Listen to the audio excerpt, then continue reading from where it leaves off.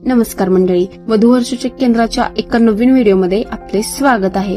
आजचा बायोडाटा अजिबात मिस करायचा नाहीये। अतिशय कमी शिक्षित वधूचा बायोडाटा आपण आणलेला आहे।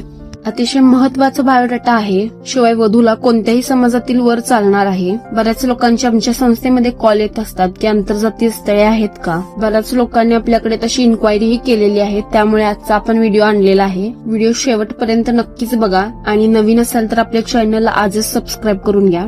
आपले प्रत्येक बायोडाटे 100% खरे असतात।